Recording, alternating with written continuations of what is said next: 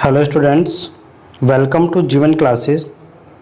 आज के इस वीडियो में हम बात करेंगे पॉलिटेक्निक डिप्लोमा सेकेंड ईयर के सब्जेक्ट एनर्जी कंजर्वेशन ऊर्जा संरक्षण के इम्पोर्टेंस क्वेश्चन के बारे में।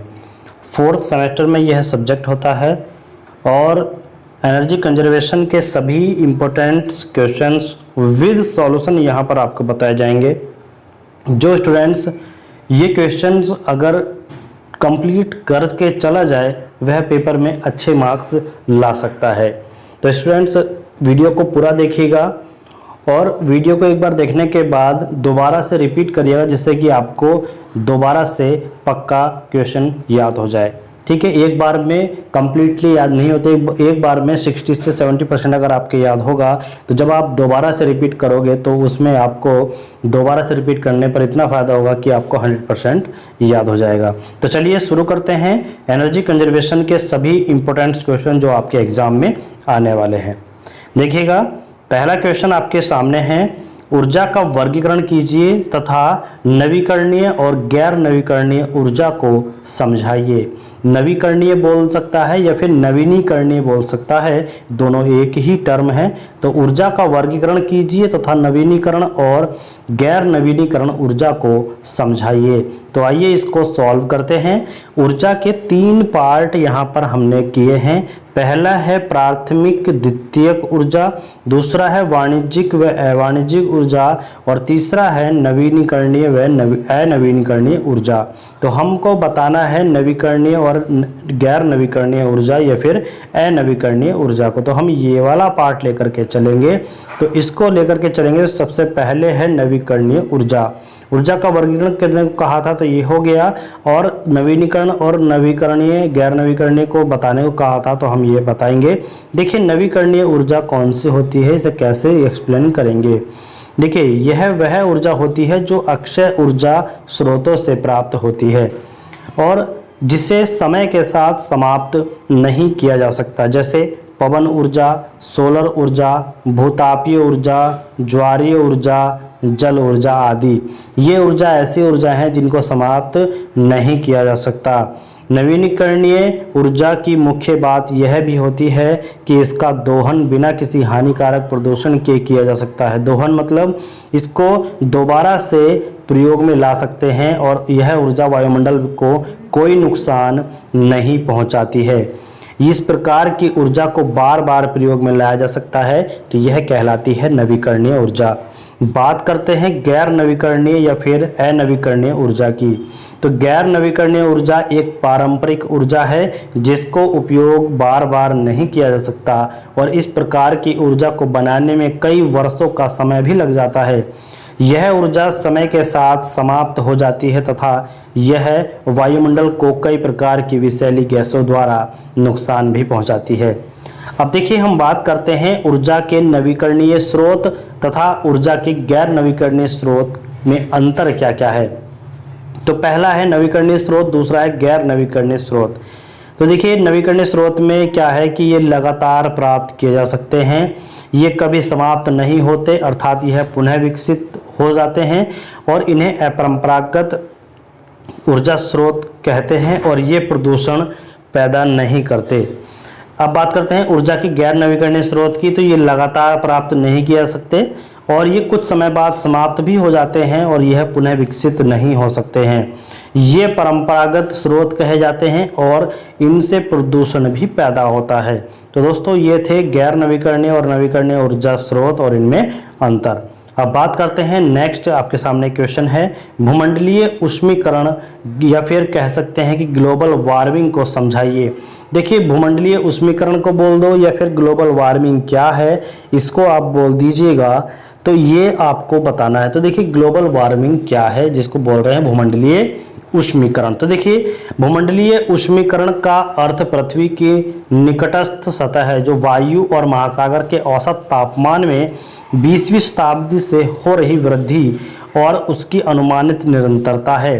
पृथ्वी की सतह के निकट विश्व की वायु के औसत तापमान में 2005 तक 100 वर्षों के दौरान 0.74 और प्लस माइनस में 0.18 डिग्री सी यानी कि इतने डिग्री सेंटीग्रेड की वृद्धि हुई है।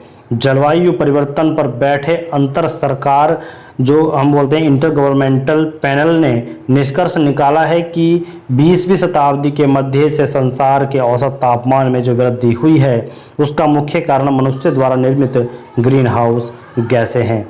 जैसा कि नाम से ही स्पष्ट है कि धरती के वातावरण के तापमान में लगातार हो रही विश्वव्यापी बढ़ोतरी को ग्लोबल वार्मिंग कहा जा रहा है। हमारी धरती सूर्य की किरणों से ऊष्मा प्राप्त करती है और ये किरणें वायुमंडल से गुजरती हुई धरती की सतह से टकराती है और फिर वहीं से परावर्तित होकर पुनः लौट आती हैं। धरती का वायुमंडल कई गैसों से मिलकर बना है, जिसमें कुछ जो ग्रीन हाउस गैसें हैं वे भी शामिल होती हैं। तो शामिल होने के कारण इनमें से अधिकांश धरती के ऊपर एक प्रकार के प्राकृतिक आवरण बना लेती हैं जो लौटती किरणों के एक हिस्से को रोक लेता है और इसमें इस प्रकार धरती के वातावरण को गर्म बनाए रखता है। और गौरतलब है कि मनुष्यों, प्राणियों और पौधों के जीवित रहने के लिए कम से कम 16 डिग्री सेंटीग्रेड तापमान आवश्यक होता है।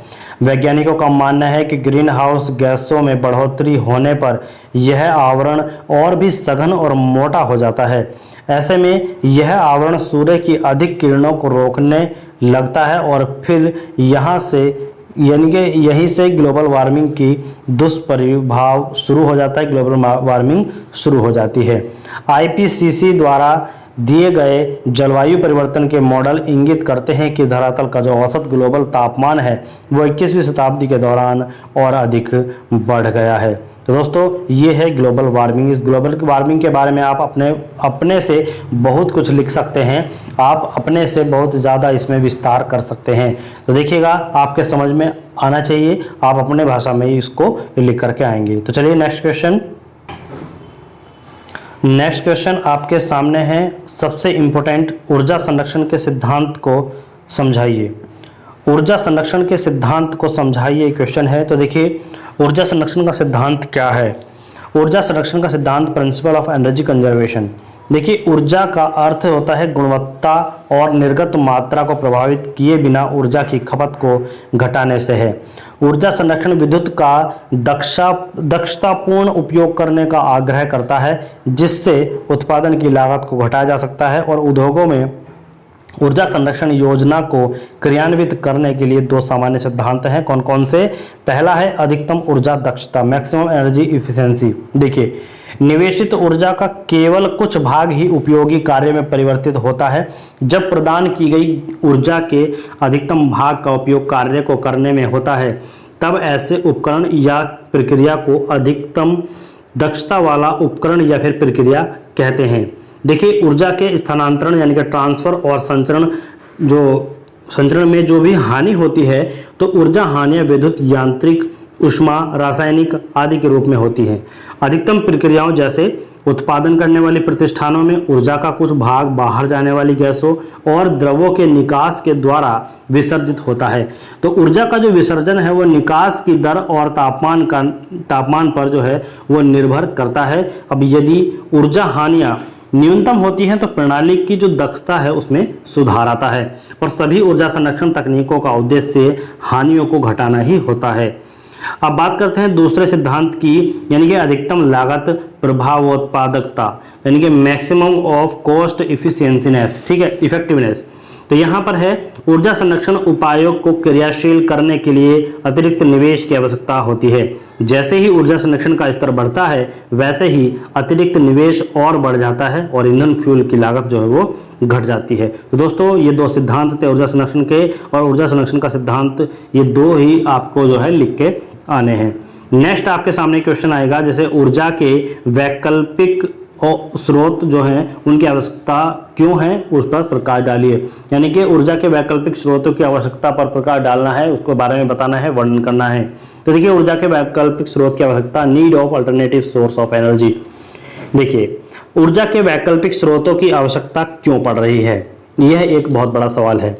इसका कारण स्पष्ट है कि भूमि से कोयला, पेट्रोलियम पदार्थों व खनिज धातुओं का अत्यधिक दोहन हो रहा है, क्योंकि विश्व में जनसंख्या वृद्धि हो रही है और साथ ही साथ ऊर्जा की मांग भी चक्रवर्ती दर से जो है बढ़ रही है, वृद्धि हो रही है। विश्व का प्रत्येक प्राणी सुविधा भोगना चाहता है, सुविधा भोगो हो गया है और जीवाश्म ईंधन भंडार समाप्ति की ओर है। वैज्ञानिकों का अनुमान है कि अगले 50 वर्षों के अंदर ये स्रोत समाप्त हो जाएंगे और वैज्ञानिक तो यहाँ तक आशा करते हैं कि कोयले के भंडार भी लगभग सन 2250 में ईस्वी तक समाप्त हो जाएंगे। विश्व आजकल की कमी से परेशान है। कुछ वैज्ञानिक कहते हैं कि यदि तीसरा विश्व युद्ध हुआ तो वह जल के कारण होगा। उदाहरण के लिए कर्नाटक व तमिलनाडु में जल बंटवारे की समस्या आप देख सकते हैं। अतः हम कह सकते हैं कि नाभिकीय शक्ति ऊर्जा द्वारा उत्पादन की एक दीर्घकालीन हल हो सकता है, परंतु इसमें नाभिकीय कचरा विश्व के लिए एक खतरा है। इसके कचरे का निस्तारण कैसे करें और कहां करें, आशा है कि इस समस्या का भी एक हल निकल जाएगा। विश्व में ऊर्जा की बढ़ती हुई मांग को पूरा करने के लिए अन्य विकल्पों अर्थात अन्य वैकल्पिक ऊर्जा के स्रोतों की आवश्यकता है, जैसे सौर ऊर्जा, पवन ऊर्जा, रासायनिक ऊर्जा, भूतापीय ऊर्जा, जीवाश्म द्वारा उत्पादित ऊर्जा आदि। इनके अतिरिक्त ऐसे यंत्र भी डिजाइन होने चाहिए जो इस ऊर्जा के अधिकतम भाग को कार्य में लाएं और ऊर्जा को व्यर्थ नहीं जाने दें। तो इससे यंत्रों, मशीन व अन्य उपकरणों की दक्षता भी बढ़ेगी और कार्य भी सुचारू रूप से होते रहेंगे। ठीक है, चलिए अब देखिए नेक्स्ट आपके सामने क्वेश्चन आएगा, द्विभाग और द्विदर ट्रैफिक को समझाइए। इसके मुख्य गुण कौन कौन से हैं? देखिए द्विभाग और द्विदर traffic, two part of two rate traffic. तो यहाँ पर हम इसको ऐसे लिखेंगे कि इस ट्रैफिक जो इस टैरिफ में, ठीक है, ट्रैफिक नहीं है, टैरिफ है, द्विभाग या द्विदर टैरिफ। तो इस टैरिफ में कुल विद्युत प्रभार दो भागों में अलग अलग बांटा होता है, इसलिए इसे द्विभाग टैरिफ कहते हैं। प्रत्येक भाग की दर भिन्न भिन्न होने के कारण द्विदर टैरिफ भी कहा जाता है। टैरिफ का प्रथम भाग नियत प्रभार पर निर्भर करता है और नियत प्रभार अधिकतम मांग के प्रत्यक्ष समानुपाती होता है और उपभोगित जो विद्युत ऊर्जा पर निर्भर नहीं करता। फलतः जो टैरिफ है उसके प्रथम भाग में उपभोक्ता मांग को निश्चित दर के हिसाब से प्रदायक को नियम प्रभार के रूप में भुगतान करता है। टैरिफ का द्वितीय भाग चालन प्रभार यानी कि जो रनिंग चार्जेस है उस पर निर्भर करता है और चालन प्रभार कुल उपभोगित वैद्युत ऊर्जा के समानुपाती होता है और अधिकतम मांग पर निर्भर नहीं करता। फलतः जो टैरिफ के अंतिम भाग अर्थात द्वितीय भाग में उपभोक्ता उपभोगित विद्युत ऊर्जा को एक निश्चित दर के हिसाब से दायक को चालन प्रभार के रूप में भुगतान करता है और द्विभाग टैरिफ को गणनात्मक सूत्र के रूप में निम्नलिखित व्युत्पत्ति जो दी जाती है उसके द्वारा किया जाता है। अब देखिए कुल चार्जेस, कुल प्रभार जो है रेट ए किलोवाट में है और जो बी है वह है किलोवाट घंटा। इनके ए जो है रूपों में स्थिर प्रभार प्रति किलोवाट अधिकतम मांग है और किलोवाट अधिकतम मांग मैक्सिमम डिमांड है। बी जो है रूपों में स्थिर प्रभार प्रति किलो आवर यानी कि जो प्रति किलोवाट घंटा है उपभोगित विद्युत ऊर्जा है और किलोवाट घंटा यानी किलोवाट आवर में उपभोगित विद्युत ऊर्जा को ऊर्जा मापी द्वारा मापा जाता है। अब देखिए एक नोट है जो उच्चतम मांग तथा उपभोगित ऊर्जा की दरों ए और बी को एक दर टैरिफ या फिर पद दर टैरिफ अथवा खंड दर टैरिफ के आधार पर एक समान स्थिर व क्रमिक परिवर्तनीय निर्धारित करता है। अब देखिए गुण क्या क्या हैं। द्वि टैरिफ के मुख्य गुण निम्नलिखित हैं। कौन कौन से? द्वि टैरिफ का एक ऐसा टैरिफ है जिसमें नियत प्रभार तथा प्रचालन प्रभार के रूप जो विद्युत उपभोक्ता है उससे वास्तविक या फिर यथोचित विद्युत प्रभार वसूल किया जाता है, यानी कि उससे पैसे लिए जाते हैं, कर वसूल किया जाता है।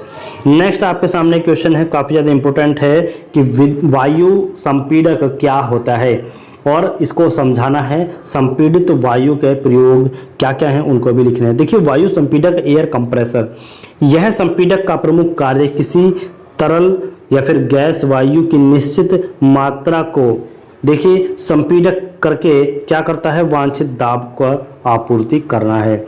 मतलब ये है कि एक संपीड़क का जो प्रमुख कार्य है वह है कोई भी तरल हो जैसे गैस, वायु, ठीक है, उसकी निश्चित मात्रा को संपीड़ित करके कंप्रेस करके वांछित दाब पर आपूर्ति करना होता है।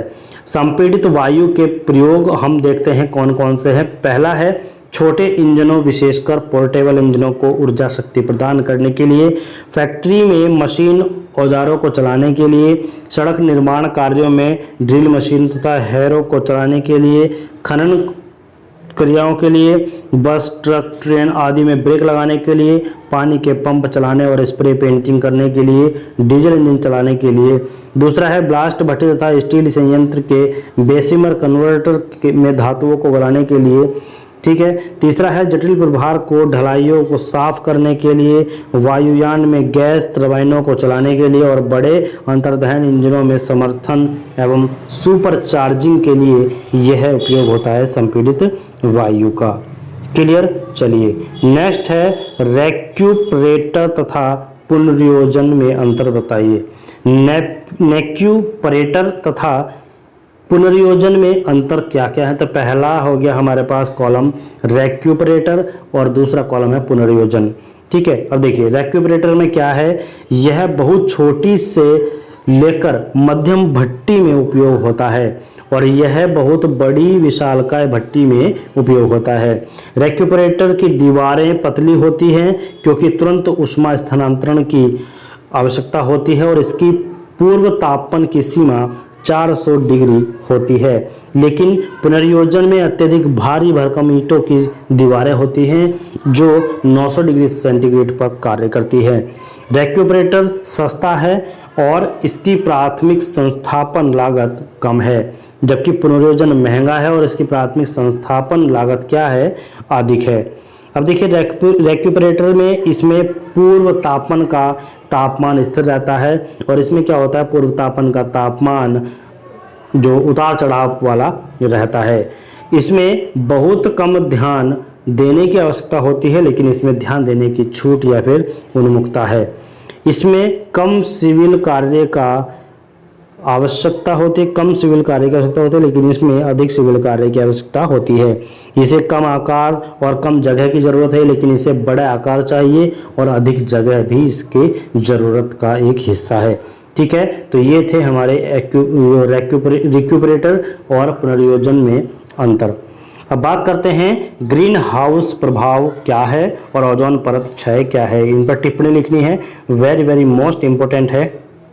ग्रीन हाउस इफेक्ट, देखिए ग्रीन हाउस प्रभाव का अर्थ ग्रीन हाउस गैसों के उत्सर्जन से पृथ्वी के तापमान में होने वाली वृद्धि से है और वायुमंडल में उपस्थित विकिरणशील गैसों द्वारा हर तरफ अपना प्रभाव फैलाया जाता है जिससे इन गैसों द्वारा पृथ्वी की सतह और गर्म हो जाती है।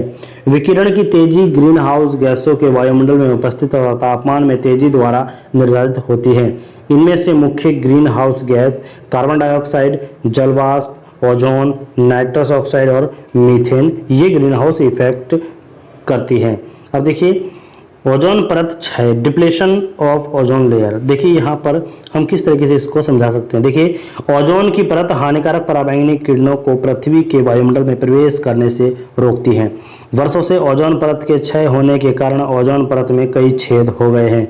इसी के माध्यम से अब हानिकारक विकिरण वातावरण में प्रवेश करने लगता है और ओजोन परत क्षय के कारण कैंसर जैसी बीमारियों के नकारात्मक प्रभाव बढ़ रहे हैं। ये तरंगदैर्घ्य किरणें पौधों और जीव जंतुओं को नुकसान पहुंचाने के अलावा मनुष्य में त्वचा कैंसर, सनबर्न और मोतियाबिंद आदि बीमारियां पैदा करती हैं। ओजोन प्रक्रिया में कई प्रक्रियाएं शामिल हैं लेकिन कुछ प्रक्रिया हमने यहाँ पर निम्नलिखित दी हुई हैं। जैसे Cl+O2 जो है ClO और +O2 देती हैं। ClO+O+ जो करती हैं वो Cl और O2 प्रदान करती हैं और O2+O2 प्रदान करती हैं।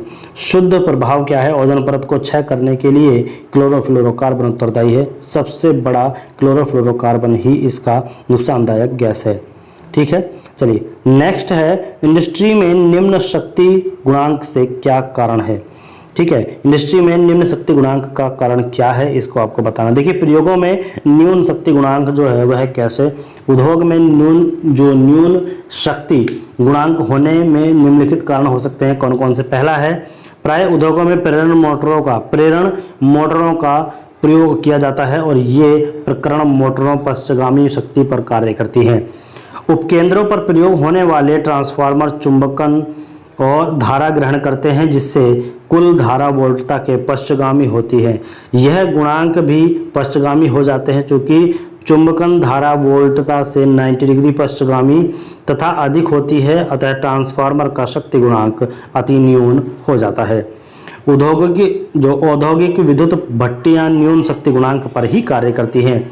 कम भार के समय सप्लाई वोल्टता बढ़ जाती है, जिसके कारण प्रेरकत्व प्रतिघात की चुंबकीय धारा का मान जो है वो अधिक हो जाता है एवं विद्युत संयंत्र का शक्ति गुणांक घट जाता है। ठीक है। नेक्स्ट है, आर्क लैंपों का प्रचालन जो है निम्न शक्ति पर होता है, अतः इसे संस्थानों जिसमें आर्क लैंप प्रचुर मात्रा में प्रयुक्त होते हैं उनमें निम्न शक्ति गुणांक ही होता है। बात करते हैं सिंक्रोनस मोटर, रोटरी कन्वर्टर तथा अन्य कंप्यूटर मोटरें अग्रगामी शक्ति गुणांक पर कार्य करती हैं। प्रतिदीप्ति व विसर्जन लैंपों द्वारा न्यून लैंपों के कारण भी शक्ति गुणांक घटता है। पुरानी मोटरों में जिनमें अनुरक्षण करते समय स्टेटर और रोटर के बीच वायु अंतराल बढ़ गया हो, उसका प्रतिष्ठंभ यानी कि रेलुक्टेंस बढ़ जाता है, जिसके फलस्वरूप अधिक चुंबकन धारा के कारण शक्ति गुणांक घट जाता है। ऐसी पुनः कुंडलित प्रेरण मोटरें जिसमें तार कम प्रयोग किया गया हो, उसमें प्रतिष्ठंभ बढ़ जाता है, उसमें वांछित चुंबकीय फ्लक्स स्थापित करने के लिए अधिक चुंबकन धारा की आवश्यकता पड़ती है, जिसके फलस्वरूप शक्ति गुणांक घट जाता है। और पुनः कुंडलित प्रेरण मोटरों में जिनमें तार कम प्रयोग होता है, उनका प्रतिष्ठंभ बढ़ जाता है और इनमें वांछित चुंबकीय फ्लक्स स्थापित करने के लिए चुंबकन की धारा आवश्यकता करनी पड़ती है, जिसमें फलस्वरूप शक्ति गुणांक घट जाता है। ये दोनों सेम है, तो एक याद कीजिएगा। ठीक है। चलिए नेक्स्ट आपके सामने क्वेश्चन आ जाएगा, तापन तथा संवातान में अंतर। तापन तथा संवातान में अंतर। देखिए हीटिंग क्या है।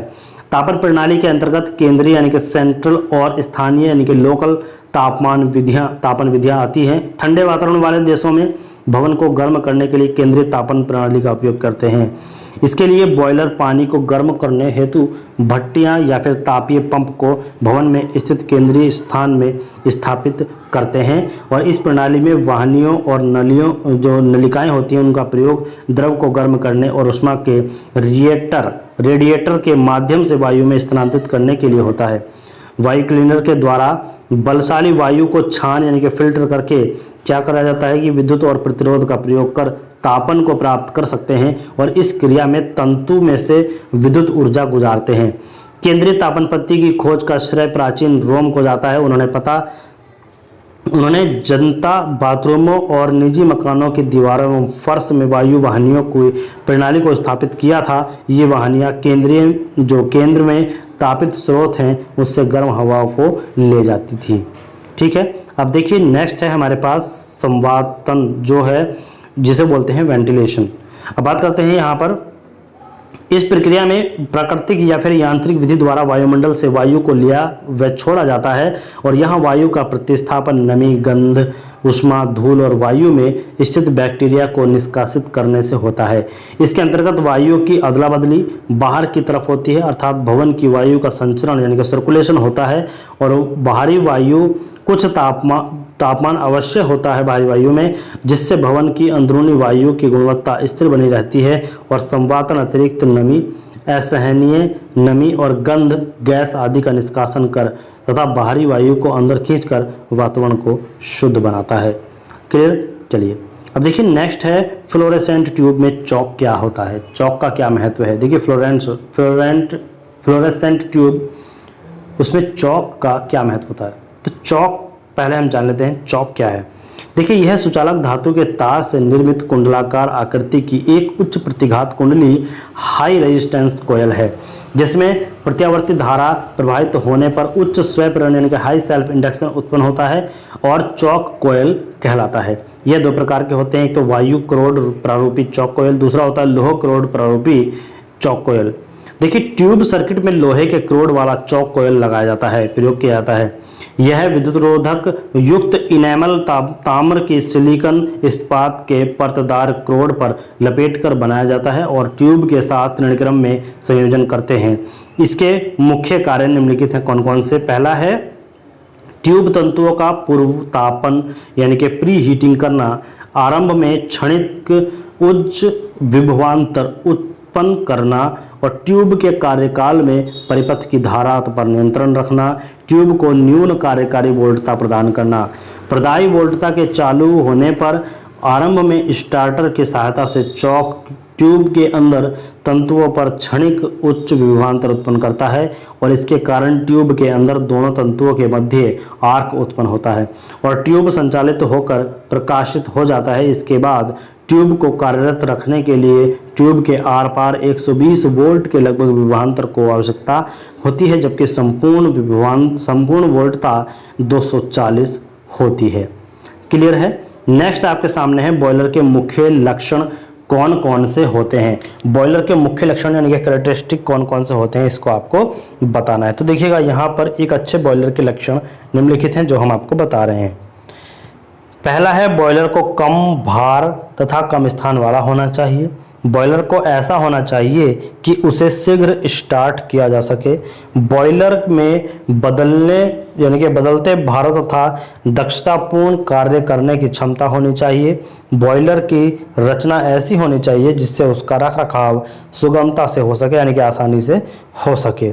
बॉयलर के विभिन्न जोड़ यानी कि जॉइंट्स ऐसे स्थानों पर होने चाहिए जहां से उसका निरीक्षण सुगमता से किया जा सके तथा संभव बॉयलर जोड़ों को भट्टी की ज्वाला के संपर्क में नहीं आना चाहिए।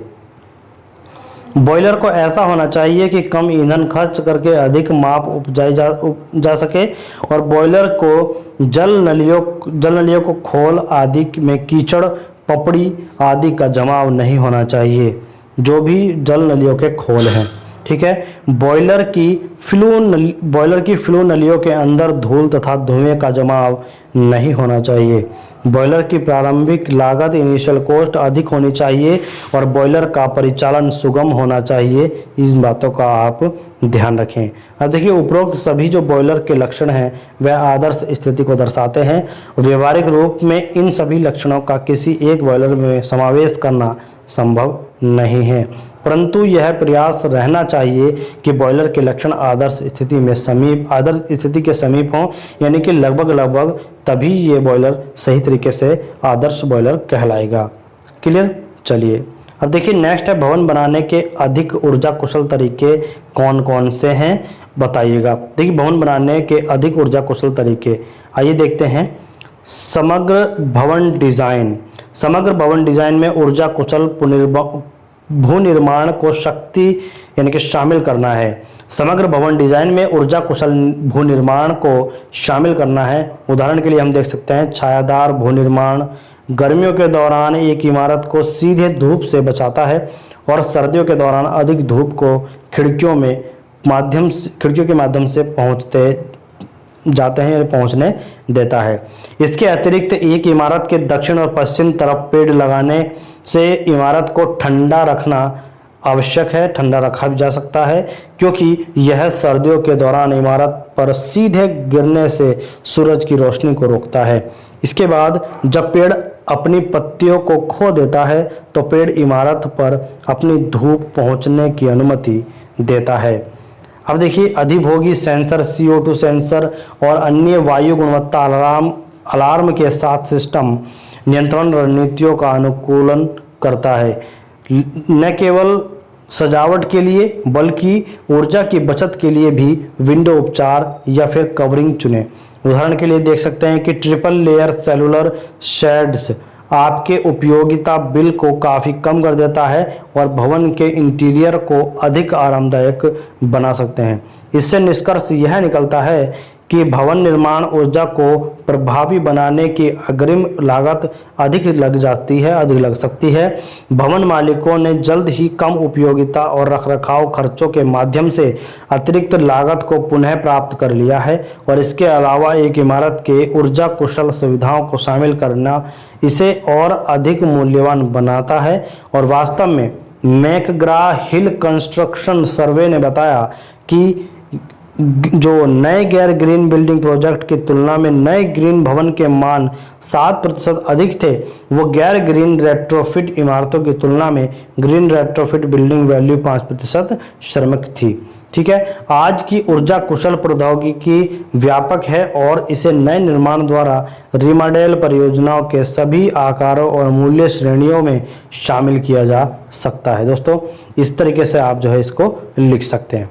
नेक्स्ट है विद्युत प्रणाली के ऊर्जा अंकेक्षण को समझाइए, यानी विद्युत प्रणाली का ऊर्जा अंकेक्षण, energy audit of electrical system. देखिए, विद्युत ऊर्जा अंकेक्षण जो औद्योगिक ऊर्जा अंकेक्षण का एक समग्र रूप है और ऊर्जा के दो मुख्य रूपों की ऊर्जा अंकेक्षण के दौरान जांच होती है। लेखा जोखा होता है कुछ उद्योगों में जिनमें उसमें उपयोगिता यानी थर्मल यूटिलिटीज नहीं होती है। देखिए, उनमें क्या होता है कि उनका ऊर्जा अंकेक्षण में केवल विद्युत ऊर्जा अंकेक्षण ही निहित रहता है, ना कि उसमें कुछ और। ठीक है, यानी कि हम कह सकते हैं कि जो भी उद्योग हैं जिनमें उसमें उपयोगिता यानी कि थर्मल यूटिलिटीज नहीं है, तो उनमें ऊर्जा अंकेक्षण में केवल विद्युत ऊर्जा अंकेक्षण ही निहित होगी। विद्युत ऊर्जा अंकेक्षण के अंतर्गत विद्युत उपयोगिता का अध्ययन, जांच, मापन तथा विश्लेषण शामिल होता है और एक विशिष्ट संयंत्र में विद्युत उपयोगिता के अंतर्गत कौन कौन से घटक आते हैं। एक आता है सब स्टेशन व ट्रांसफर, शक्ति वितरण प्रणाली पीसीसी एमसीसी, मीटरिंग व मॉनिटरिंग प्रणाली, मोटर, ब्लेयर आईडीएफ पंखे, संपीडक यानी कंप्रेसर, पंप हो गया और लाइट इत्यादि, ये सभी आते हैं। प्रत्येक संयंत्र के चलन में कई संख्या में मोटरों का उपयोग किया जाता है और छोटे व मध्यम पावर आउटपुट के लिए 3 फेज रिक्वरल केज हैं, जिसको बोलते हैं त्रिकला गिलहरी पिंजरा। इंडक्शन मोटर पसंद आ जाती है और उच्च पावर प्राप्त करने हेतु 3 phase bound rotor induction motor का उपयोग होता है। पूर्ण भारी वाली 3 फेज इंडक्शन मोटर की दक्षता उसके साइज अनुसार 80% से 90% तक होती है और अतः अनुकूलन साइज की मोटर का चुनाव ऊर्जा प्रबंध कार्यक्रम का मुख्य पहलू है। यह समझदारी होगी कि वर्तमान में कम दक्षता व कम पावर फैक्ट्री वाली मोटरों को चलकर उच्च दक्षता व उच्च पावर फैक्ट्री की मोटरों को लगा दिया जाए और इस बदलाव का परिणाम कुछ ही वर्षों में आएगा जब उच्च कीमत की विद्युत ऊर्जा को आपूर्ति की जाएगी। यह आपको देखना होगा। नेक्स्ट आपके सामने क्वेश्चन है, अम्लीय वर्षा को समझाइए तथा इससे होने वाले दुष्प्रभाव को बताइएगा। यह कौन कौन से दुष्परिणाम देता है। तो देखिए, अम्लीय वर्षा सभी जानते हैं, ये इंपॉर्टेंट है। अम्लीय वर्षा का वास्तविक अर्थ उस वर्षा यानी कि हिम, ओला या फिर कोहरा से है जिसमें कार्बन डाइऑक्साइड, अतिरिक्त सल्फर डाइऑक्साइड तथा नाइट्रोजन के ऑक्साइड घुले हों, जिनसे तन्नु सल्फ्यूरिक अम्ल यानी कि H2SO4 तथा नाइट्रिक अम्ल HNO3 बनते हैं। किंतु व्यापक दृष्टि से पौधों तथा इमारतों द्वारा SO2 तथा NO2 इसका अवशोषण भी इसमें सम्मिलित कर लिया जाता है और इस तरह अम्ल वर्षा में योगदान करने वाले प्रदूषक SO2 और NOx मुख्य हैं। अम्ल वर्षा के कुप्रभाव देख लीजिएगा। अम्ल वर्षा के दुष्परिणाम क्या क्या होते हैं। देखिए, अम्ल वर्षा से जल साधन प्रदूषित होते हैं, जिससे जल में रहने वाले जीवों में से मछलियां प्रभावित होती हैं। अम्ल वर्षा से जंगलों को क्षति पहुंचती है। SO2 यानी कि चूना पत्थर द्वारा अवशोषित होकर उसे जिप्सम में बदल देती है, जिससे दरारें पड़ जाती हैं। तांबे की बनी नालियां प्रभावित होती हैं और जो सीसा है, कैडमियम है तथा पारद घुलकर जल को जहरीला बना देते हैं। तो देखिए, अम्लीय वर्षा के क्या क्या नुकसान है ये आपने देखे। अब नेक्स्ट है भारत में ऊर्जा दृश्य को समझाइए। देखिए, भारत में सबसे अधिक ऊर्जा कोयले से उत्पादित की जाती है। लगभग 55% ऊर्जा का उत्पादन कोयले द्वारा होता है और विभिन्न स्रोतों द्वारा ऊर्जा का योगदान इस प्रकार है। कौन सा? जैसे कोयले से भारत के पास, देखिए भारत के पास कोयले का जो है विशाल भंडार है। लगभग 84.396 मिलियन टन निकालने योग्य कोयला 2003 के अंत तक था। यह दुनिया के भंडार का लगभग 8.6% है। वर्तमान के हिसाब से यह भंडार 230 साल बाद समाप्त हो जाएंगे। ठीक है, अब देखिए तेल आपूर्ति। भारत के कुल ऊर्जा खपत में तेल की हिस्सेदारी 36% है। आज भारत दुनिया के शीर्ष 10 तेल उत्पादक देशों में से एक है और जल्द ही चीन और जापान के बाद एशिया में तेल के तीसरे सबसे बड़े उपभोक्ता के रूप में कोरिया से आगे निकल जाएगा। वर्तमान स्थिति को देखते हुए 2007 के अंत तक भारत के तेल की खपत मंथली 6 मिलियन टन तक पहुंचने की उम्मीद है और जिसमें से घरेलू उत्पादन केवल 3-4 मिलियन टन है। ठीक है, नेक्स्ट आपके सामने इसी में प्राकृतिक गैस। देखिए प्राकृतिक गैस के लिए देश में ऊर्जा की खपत में प्राकृतिक गैस की खपत 8.9% है और 2007 तक मांग लगभग 200 होने की संभावना है। यानी कि ये हो जाएगा 200 मेगावाट होगा ये शायद प्राकृतिक गैस जो भी है। ये इसकी यूनिट जो है ये दिखाई नहीं दे रही दोस्तों। तो प्राकृतिक गैस भंडार लगभग 660 मिलियन क्यूबिक मीटर है। विद्युत ऊर्जा भारत की कुल विद्युत उत्पादन क्षमता 112,581 मेगावाट है। 2006 में थी जो इतनी बताई गई थी कि 1,12,561 मेगावाट। अब जिसमें 28,860 मेगावाट हाइड्रो, 77,931 मेगावाट थर्मल और 2720 मेगावाट परमाणु तथा 1869 मेगावाट पवन ऊर्जा थी। 2002-03 में विद्युत ऊर्जा का कुल उत्पादन 531 मिलियन यूनिट था। अब देखिए परमाणु ऊर्जा। भारत के ऊर्जा उत्पादन में 2.4% हिस्सा परमाणु ऊर्जा का है और भारत में 5 परमाणु पावर स्टेशन पर 10 पावर रिएक्टर के द्वारा बिजली का उत्पादन होता है। Hydro power. भारत में जल द्वारा ऊर्जा का जो उत्पादन है वो करने वाली क्षमता काफ़ी अधिक है, जिससे पानी से ऊर्जा का जो उत्पादन है वह हो रहा है, परंतु अभी तक केवल 15% के द्वारा ही बिजली का उत्पादन होता है जो इंडिया में हो रहा है हाइड्रो पावर के माध्यम से। अब देखिए नेक्स्ट है निष्पादन गुणांक और ऊर्जा दक्षता अनुपात में अंतर। यहाँ पर निष्पादन गुणांक यानी कि कोएफिशिएंट ऑफ परफॉर्मेंस क्या है। निष्पादन गुणांक प्रतिशत जो प्रशीतन प्रभाव है। देखिए प्रशीतन प्रभाव और ऊर्जा निवेश का अनुपात होता है। निष्पादन गुणांक COP इक्वल टू प्रशीतन प्रभाव अपॉन ऊर्जा निवेशन। ठीक है, ऊर्जा निवेश। यहाँ प्रशीतन प्रभाव और ऊर्जा निवेश को एक समान इकाइयों में ही व्यक्त करना चाहिए। यदि प्रशीतन क्षमता टन में है और शक्ति निवेश किलोवाट में हो तो निष्पादन गुणांक क्या हो जाएगा 3.5 टन किलोवाट, 3.5 टन पर किलोवाट। ठीक है, अब बात करते हैं ऊर्जा दक्षता अनुपात की। ऊर्जा दक्षता अनुपात यानी कि एनर्जी इफिशिएंसी रेशो EER। तो हीटिंग या कूलिंग उपयंत्र की ऊर्जा दक्षता अनुपात EER तथा आउटपुट BTU में यह पावर इनपुट वाट आवर। ठीक है, पावर इनपुट किस में है वाट आवर में, उसका अनुपात होता है। अगर वातानुकूलित जो यूनिट है उसका EER अनुपात अधिक है तो यूनिट अधिक कुशल होगी। अब देखिए यह हम कह सकते हैं कि USA के अनुसार EER की परिभाषा निम्न प्रकार है तथा यह कहा गया है कि सिस्टम की आउटपुट BTU पर आर तथा विद्युत ऊर्जा वाट के अनुपात को ऊर्जा दक्षता अनुपात कहते हैं। क्लियर है। नेक्स्ट है बॉयलर के ऊर्जा संरक्षण किस प्रकार किया जा सकता है, वर्णन कीजिए। देखिए बॉयलर के ऊर्जा संरक्षण किस प्रकार किया जा सकता है, आइए देखते हैं। देखिए हम यहाँ पर देते हैं कि सही ईंधन ज्वाला यानी कि फायरिंग उपयंत्र का चुनाव करें, जैसे कि बर्नर, यांत्रिक स्टोर। ठीक है, यांत्रिक स्ट्रोक। बर्नर टिप पर ईंधन ऑयल का तापमान तथा दाब निर्माता द्वारा बताए गए मापदंडों के अनुसार होना चाहिए और बर्नर तथा सहायक उपयंत्रों में होने वाली जो विकिरण हानियों है उनको कम करें थर्मल विद्युतरोधी में सुधार करके।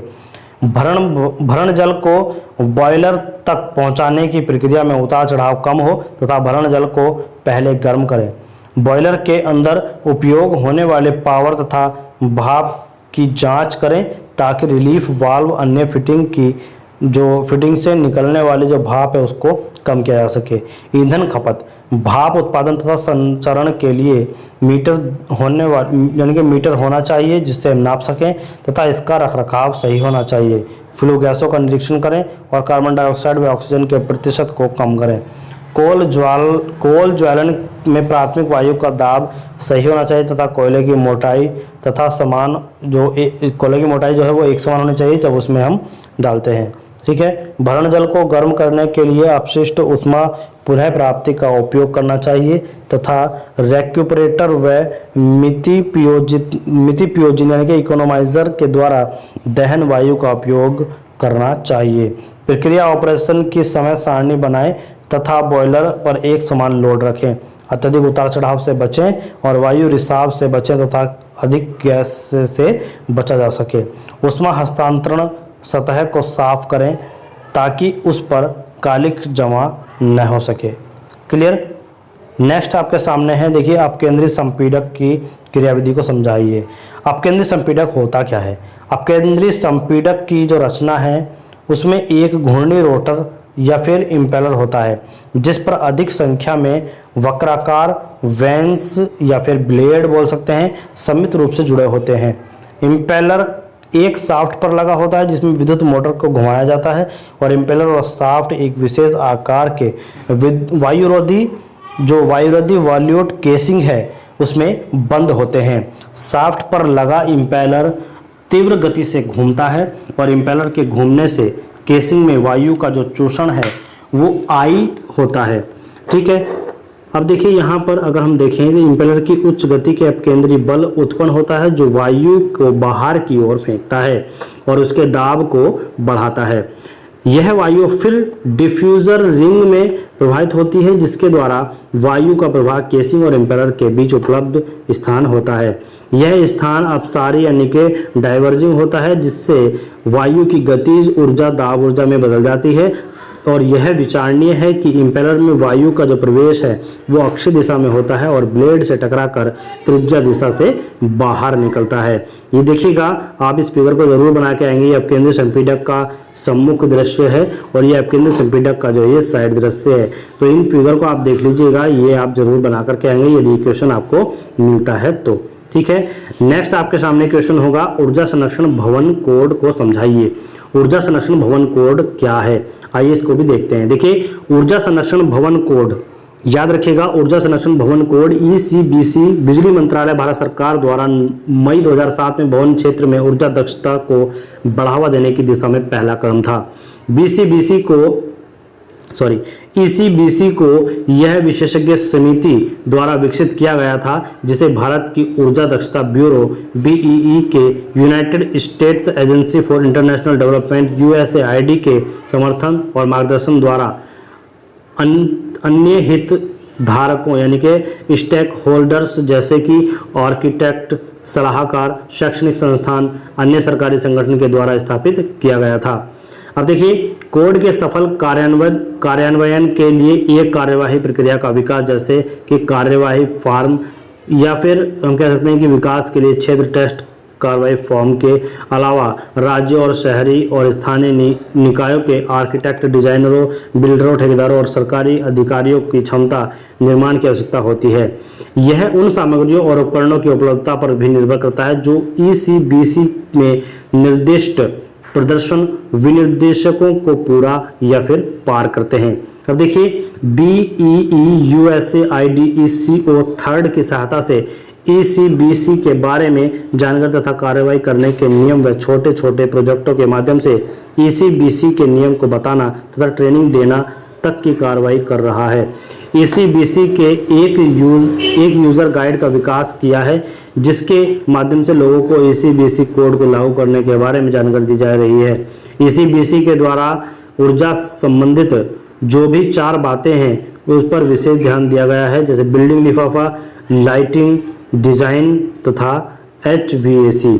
अब देखिए ECBC निम्न के लिए डिजाइन मानदंड प्रदान करता है। किसके लिए? लिफाफे का निर्माण जिसमें दीवारों, छतों व खिड़कियों के लिए ऊष्मा मापन तथा ऊष्मा संपादन या फिर ऊष्मा प्रदर्शन होता है। प्रकाश व्यवस्था जिसमें दिन का उजाला, लैंप व ल्यूमिनियर प्रदर्शन के लिए आवश्यकता है। HVAC तंत्र जिसमें ऊष्मा प्रदर्शन चिलर तथा वायु विस्तरण प्रणाली के लिए है। नेक्स्ट है विद्युत यंत्र। पांचवा है सौर ताप जल प्रणालियों की आवश्यकताओं सहित जल तापन और पंपिंग प्रणाली कोड अनुपालन के लिए 3 विकल्प प्रदान करता है। नेक्स्ट है प्रत्येक, अब देखिए यहाँ पर कोड अनुपालन के लिए 3 विकल्प प्रदान करता है। कौन कौन से? प्रत्येक सब सिस्टम और सिस्टम के लिए प्रदर्शन आवश्यकताओं के अनुसार कार्यवाही करना, प्रत्येक प्रणाली की प्रदर्शन आवश्यकताओं के अनुसार कार्यवाही, लेकिन उन प्रणालियों के बीच व्यापार बंद, जो व्यापार बंद के साथ ही वह कार्य करता है। ठीक है, थैंक यू। ये थे आपके जो इंपॉर्टेंट क्वेश्चन है, इनसे बाहर आपका पेपर नहीं आने वाला है। इन सभी क्वेश्चन को आप अच्छी तरीके से याद करके जाइएगा। Thank you, best of luck for your exam and मिलते हैं नेक्स्ट वीडियो में नेक्स्ट इंपॉर्टेंट क्वेश्चन के साथ। Thank you, thanks for watching.